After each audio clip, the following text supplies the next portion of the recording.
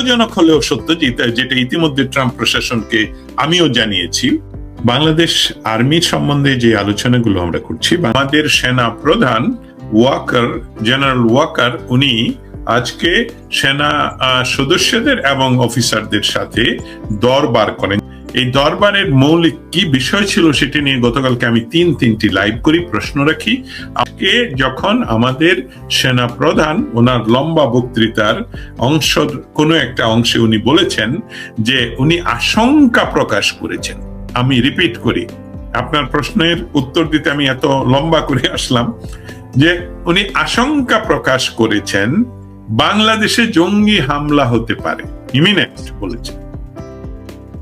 এবং সেটা উনি আবার প্রতিহত করার জন্য হাদিস কোরআনের রেফারেন্স টেনে বলেছেন, অনেক কিছু বলেছেন, যে আমাদেরকে একত্রিত থাকতে হবে, আমাদেরকে সৎ থাকতে হবে, আমাদের এই করতে হবে, আমরা তাহলেই এই বাংলাদেশের এই সংকটময় পরিস্থিতি থেকে উতরাতে পারবো। এখন আলোচনা যদি করি তাহলে এখানেই সীমাবদ্ধ রাখতে হবে, আলোচনা অনেক বড় হয়ে যাবে যদি আমি বলি যে উনি কেন একজন সেনা প্রধান হিসাবে যখন শঙ্কা প্রকাশ করেন, তাহলে আবার আপোষ কিসের? আপনার তো ইমিডিয়েট আমাদের বা জনগণকে, 18 কোটি মানুষকে যেভাবে সিকিউর করা প্রয়োজন সেভাবে আপনার সিকিউর করার জন্য নেমে পড়তে হবে। যেহেতু সেটা হচ্ছে না, উনি অন্য দোহাই দিয়ে, অনেক কিছুর দোহাই দিয়ে সময় ক্ষেপণ করছেন বলে আমার কাছে মনে হলো। তখন আমি ভাবলাম যে বিষয়টা স্টেট ডিপার্টমেন্ট আসলে কি বলে। আমি প্রশ্নটা এইভাবে উত্থাপন করি যে বাংলাদেশ সেনা প্রধান আজকে 12 ঘন্টা আগে বাংলাদেশে হবে, এক্সট্রিমিস্টদের আক্রমণ হবে, যে বাংলাদেশ যাতে আরেকটি আফগানিস্তান, আমি আফগানিস্তান শব্দটা ব্যবহার না করার অনিচ্ছা থাকলেও করেছি এই কারণে, আপনারা জানেন আফগানিস্তান থেকে বাইডেন প্রশাসন যে হঠাৎ নোটিশে কিভাবে চলে আসলো, তাতে করে কত মানুষের বিপদ হলো। এমনি তো তালিবান তৈরির পরে তালিবান দিয়ে যে বিপদগুলো হচ্ছে, এখন আবার সেই তালিবান সেখানে, অতএব আরেকটি আফগানিস্তান যাতে বাংলাদেশ না হয়ে পড়ে, সেই প্রশ্নটি উনি করেন। এখন যদি এটা সেকেন্ড পার্টি যে উনি কি উত্তর দিলেন, আপনার মাধ্যমে আমাদের শ্রোতা মণ্ডলী সকলের কাছে যে বিষয়টা আসলে জানানো খুব জরুরি প্রয়োজন। আমাদের শ্রোতারা চায় ইয়েস অর নো কোশ্চেন, এই আনসার, কিন্তু ডিপ্লোমেটরা, স্পেশালি স্টেট ডিপার্টমেন্ট, যেখানে সারা পৃথিবীর বিষয়ে আলাপ হয়, সারা পৃথিবী যখন এইটার দিকে তাকিয়ে থাকে, তখন তারা ওইখানে কখনোই সরাসরি কোনো উত্তর দেন না। যেই উত্তরগুলো দেন সেটা নিয়ে আমাদের বিশ্লেষণ করতে হয় সাংবাদিকদের বা যারা অ্যানালাইসিস করেন। তা সেটা বিশ্লেষণ করলে যে উত্তর উনি দিয়েছেন যে আমেরিকান এমন একটা ভালো সরকার রয়েছে এই মুহূর্তে, যারা আমাদের দেখতে হবে যে তারা আমাদের বন্ধু রাষ্ট্র কিনা, যেখানে অ্যাট্রোসিটি হচ্ছে, অমুক হচ্ছে, তমুক হচ্ছে, আমাদের কোনো ন্যাশনাল ইন্টারেস্ট আছে কিনা সেখানে। এবং উনি বলেছেন যে এই অঞ্চলে আমাদের, যেহেতু আমাদের প্রেসিডেন্ট মনে করেন যে সকলগুলো আমাদের দেখা উচিত, এবং আশা করছি আমরা ডিপ্লোম্যাটিক উপায়ে ইতিমধ্যে জানিয়ে দিয়েছি বা আমরা জানাবো, আমরা এটার সাথে এঙ্গেজড রয়েছি, যে বাংলাদেশের যাতে এই ধরনের কোন জঙ্গিবাদের উত্থান বাংলাদেশ নয় তথা বিশ্বের কোথাও যাতে জঙ্গিবাদের উত্থান না ঘটতে পারে, আমরা সবসময় এই বিষয়ে সজাগ দৃষ্টি রাখছি। আমেরিকার ইন্টেলিজেন্সের ডিরেক্টর যখন বলেন যে বাংলাদেশে খিলাফত আন্দোলন হচ্ছে, জঙ্গিবাদের উত্থান হচ্ছে, তিনি কিন্তু তখনও বলেন যে বাংলাদেশে এসব কিছু হচ্ছে না, সব মিথ্যা।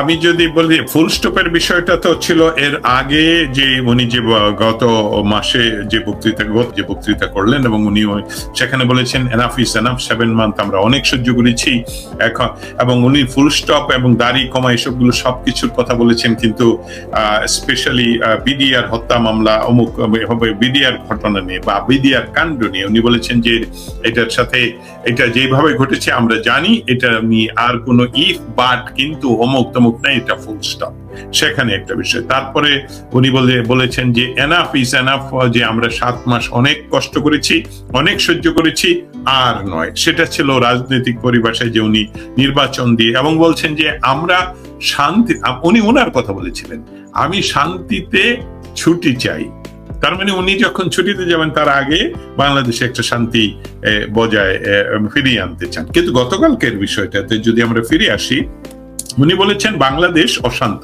এই কথাটা উনি বলেছেন ওনার কথায়। উনি হয়তো বা শব্দটা অশান্ত নয়, উনি বলছেন যে আমরা একটা ক্রান্তিকাল অতিক্রম করছি এবং বাংলাদেশের সেনাবাহিনী অবশ্যই দেশপ্রেমিক সেনাবাহিনী, তারা কখনোই তারা যে একত্রিত ভাবে সকল মোকাবেলা করবে এবং বাংলাদেশে শান্তি প্রতিষ্ঠিত করলেই তখনই কেবল তারা ব্যারাকে ফিরে যেতে চায়। আমি কথাটা আরেকটু শর্ট অন্যভাবে বলতে হবে, তখনই কেবলটা উদ্রুপ করতে হবে আমার, তখনই কেবল না, ওনারা একটা টাইম বলে দিয়েছেন যে জানুয়ারির ভিতরে ওনারা ব্যারাকে ফিরে যেতে চান। উনি আবার এটাও বলেছেন যে আপনাদেরকে অসংখ্য ধন্যবাদ জানাই, কৃতজ্ঞতা জানাই। আমি বলছি সৈনিকদের প্রতি বলেছেন উনি যে আমি সৈনিকদের কাছে এই মেসেজটা পাঠাবো যে আপনারা ব্যারাকের বাইরে রোজা রাখছেন এবং ইফতার করছেন, যেটা আমরা চাই দ্রুততা সময়ই আপনারা ব্যারাকে ফিরে আসবেন এবং সেটার জন্য আমাদের যেটা করতে হবে সেই কাজগুলোই আমরা করবো একতাবদ্ধভাবে। এখন এটাকে যদি আমি আপনার সাথে বলি যে তার অর্থটা হলো যে ব্যারাকে ফিরে যাবে, কারণ নতুন নেতৃত্বের কথা বলেছেন উনি, নির্বাচনের মাধ্যমে নতুন নেতৃত্বের কথা বলেছেন। তাহলে নির্বাচনের মধ্যে নতুন নেতৃত্ব হলে নির্বাচন এবং ইনক্লুসিভ নির্বাচনের কথা বলেছেন।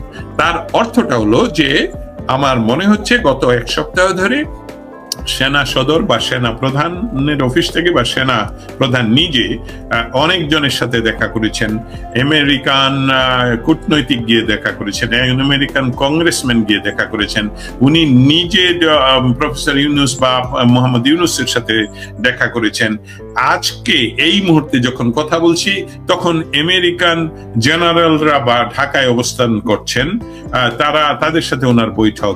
গত কয়েকদিনে জাপানের অ্যাম্বাসেডার সহ অনেকেই দেখা করেছেন যে তাদের ইনভেস্টমেন্টটাকে তারা যাতে সিকিউরলি ফিরিয়ে নিয়ে যেতে পারে, এই তাদের আকুতি।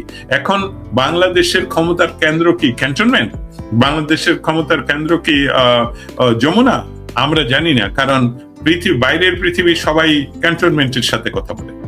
আর ডক্টর ইউনুস তার নিজের ইনফ্লুয়েন্স ব্যবহার করে বিভিন্ন মানুষকে নিয়ে গিয়ে উনি ফটো সেশন করেন, আর তা ওনার লেলিয়ে দেওয়া কিছু রাস্তায় আন্দোলন করার চেষ্টা করে। আপনার তাতে ফুল স্টপ কিনা সেটা সময়ই বলে দেবে, তবে মনে হচ্ছে ঘড়ি tick tick tick tick. State ডিপার্টমেন্টের এই ব্রিফিং এর আগে গত রাত্রে আপনি লাইভে এসেছিলেন একজন প্রবাসী নেতাকে সঙ্গে নিয়ে, এবং সেই লাইভে আপনি সেনানিবাসের বৈঠককে সামনে রেখে যেসব প্রশ্নগুলো আপনারা আলোচনা করছিলেন এর উত্তরগুলো কি আজকের বৈঠকে এসেছে? অসংখ্য ধন্যবাদ। আমি ফজলুল বারী ভাই আপনাকে একটা ধন্যবাদ জানাই, এবং কর্নিশ যে আপনি লক্ষ্য করেছেন। ইয়েস, আমার গতকালকের একদম এই লাইভটা করার মৌলিক কারণটি ছিল তখন অথবা ওই সময়ে বাংলাদেশের সেনানিবাসে মিটিংটা বসবেন।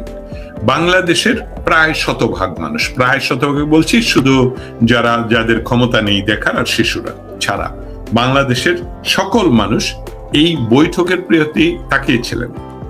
কারণ বাংলাদেশের মানুষ আলটিমেটলি যারা ক্ষমতায় যেতে চায় তারাও সুস্থ না, মানে তাদের পরিবেশ অশান্তিতেই বসবাস করছে। যারা রাজনৈতিক প্রতিদ্বন্দ্বিতা করতে চায় তারাও চাচ্ছে একটা সুস্থ পরিবেশ। আর সকলেই তাকিয়ে আছে যে এই সরকার, যে সরকার টিকে আছে এখনো পর্যন্ত, তার তো অনলি পাওয়ারই হলো এই আমাদের আপনারা যেটাকে বলেন উত্তর পাড়া শব্দটা আপনার সবার কাছে শুনে বলছি, আমি বলবো ক্যান্টনমেন্ট। এখন সেখানে একটা মিটিং হবে যেটা 3 অগস্টে ঘটেছে এবং বাংলাদেশে পট পরিবর্তন ঘটেছে। এখন আবার ওনারা একই মিটিং করছেন, অতএব তাদের ধারণা ওই যে প্রেফারেন্স হয়েছিল যে হয়তোবা এখন তাদের পক্ষের সকলেই সমানে ফেসবুকে স্ট্যাটাস দেওয়া বা সামাজিক মাধ্যমে যে পায়তারা হচ্ছে বাংলাদেশে কি জানি ইমার্জেন্সি ঘোষণার অর সামথিং লাইক দ্যাট। আমরা কিন্তু বলছিলাম না, মানে আমরা বলে সাংবাদিকরা বলছিলাম না, আর অন্যান্য রাজনৈতিক সংগঠন যাদেরকে বাংলাদেশ থেকে বিতাড়িত করার চেষ্টা করা হচ্ছে তারাও কিন্তু বলছিল না। বিষয়টা নিয়ে চিন্তা করলাম যে অবশ্যই আলোচনা হওয়া প্রয়োজন, আমাদের জানা প্রয়োজন, আমাদের আগেই জানা প্রয়োজন আসলে মিটিং এ কি হতে পারে। সম্ভাব্য যে প্রশ্নগুলো আমরা কালকে করেছিলাম লাইভে, আমি বলবো যে 99%ই আমরা উত্তর পাইনি। ওনার কাছ থেকে যে উত্তরটা আমরা পেয়েছি সেটা তো আমরা সব প্রতিবারই বলে যাচ্ছি গত 7 মাস ধরে, যে বাংলাদেশের মানুষ নিরাপদে নেই, এবং এই নিরাপদে থাকার দায়িত্বটা যে পুলিশ ডিপার্টমেন্ট শুধু বাংলাদেশের নয়। আপনি থাকেন অস্ট্রেলিয়াতে, আমি এক সময় দীর্ঘ সময় ছিলাম ইউরোপে 18 বছর, তারপরে আমি আবার থাকি 18 বছর আমেরিকায়। পৃথিবীর সমস্ত দেশের বেসিক নিরাপত্তা দিতে হয় কাকে? পুলিশকে। সেই পুলিশকে আপনারা গত 5ই অগাস্ট আমি বলবো যে একদম নিজেরা তৈরি করে ওই যে প্ল্যান তৈরি করে আপনারা নিজেরা 3 দিন ক্ষমতার ভ্যাকুয়াম রেখে আপনারা সেই পুলিশ ডিপার্টমেন্টকে করে দিলেন, ডেস্ট্রয় করে দিলেন। অতএব নিরাপত্তা তো দিতে হবে আপনাদেরকে, সেনাদেরকে নিরাপত্তা দিতে হবে। তো সেই নিরাপত্তাটা যেহেতু আপনারা দিতে পারছেন না, এটা নিয়ে আপনারা যে মিটিং করলেন, সেই মিটিং এ তো আমরা কোনো উত্তর পেলাম না যে আমরা কি আসলে কোনো নিরাপত্তা পাচ্ছি কিনা। কিন্তু আপনারা বলছেন নিরাপত্তা নাই, নিরাপত্তা হবে, আমরা আরো কঠিন হব। কার বিরুদ্ধে কঠিন হবেন? আপনি যে সকল ছাত্র নামধারী গুন্ডারা, ডাকাতরা বাড়ি আক্রমণ করে ভেঙে দিচ্ছে, সেই বাড়ির মালিক যখন যায় প্রটেস্ট করতে, আপনারা উল্টা সেই গুন্ডাদের পক্ষে গিয়ে ডেভিল হান্ট করেন। তাহলে আসলে উত্তর পাইনি, এটাই বলবো পারি নাই। জার্নালিস্ট, সে আমাদের যে কোনো জার্নালিস্ট, পৃথিবীর যে কোনো স্থানে, গাজা থেকে আরম্ভ করে যে কোনো অবস্থানে রয়েছেন আমাদের জার্নালিস্ট বন্ধুরা, কলিগরা, তারা আমরা সকলেই করি। এবং আমেরিকাতে একটি প্রতিষ্ঠিত শব্দ বা প্রতিষ্ঠিত বাক্য তারা ব্যবহার করেন, সেটা কি? Journalism is not a crime. এখানে যে সরকার ক্ষমতায় থাকে, সেই সরকারের প্লেনে চড়ে বহু সাংবাদিকরা তাদের সাথে ভ্রমণ করেন এবং সেই করেন, নিউজ করেন। তার অর্থ কি তাকে সাপোর্ট করা, তাকে তার পক্ষে চলে যাওয়া? নো, এটাই নিয়ম, এটাই চলছে।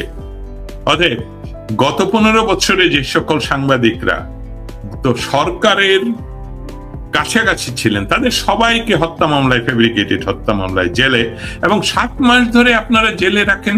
এই প্রফেসর বলেন, ডক্টর বলেন, মোহাম্মদ ইউনূস সাহেব, আপনি আয়নায় তাকান, পৃথিবী কিন্তু আপনাকে বিশ্বাস করতো, আমি না করলেও, বাঙালিরা অনেকে না করলে পৃথিবী বিশ্বাস করতো যে আপনি শান্তিতে নোবেল। একজন জার্নালিস্টকে আপনি, একজন না, বহু জার্নালিস্টকে, মহিলা জার্নালিস্ট সহ তাদেরকে আপনার বিনা বিচারে আটক রাখলেন, এবং সেসবগুলো কি? ফ্যাব্রিকেটেড খুন কেস। আমি এই কথাটা গত 7 মাসে অন্ততপক্ষে 10-15 বার উঠিয়েছি।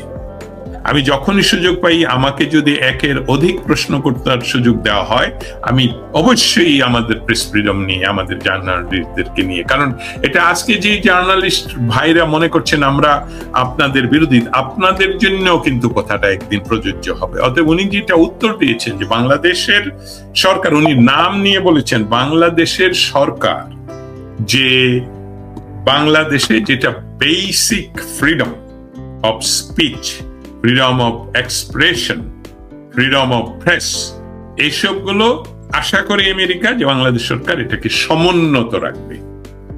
এবং সেই সমুন্নত রাখার অর্থ হলো যে আমি আরেকটা বিষয় এখানে উল্লেখ করতে চাই, আমরা যতই এক্সপার্ট হই না কেন নিজস্ব প্রফেশনে, আমাদেরকে একটা লাইন ধরে কথা বলার, উত্তর দেওয়ার জন্য একটু সময় লাগে। টেমি ইতিমধ্যে এটা ওনার 4র্থ বা 5ম, আমার মনে হয় 4র্থ দিন ছিল, 3য়, ওটা বোধহয় ওনার 4র্থ ব্রিফিং। উনি একজন খুব সিনিয়র জার্নালিস্ট, ফক্স নিউজ থেকে আসা, কিন্তু ওনার কাছ থেকে আমরা আরো ডিপ উত্তর পাওয়ার জন্য আর সময় দিতে হবে।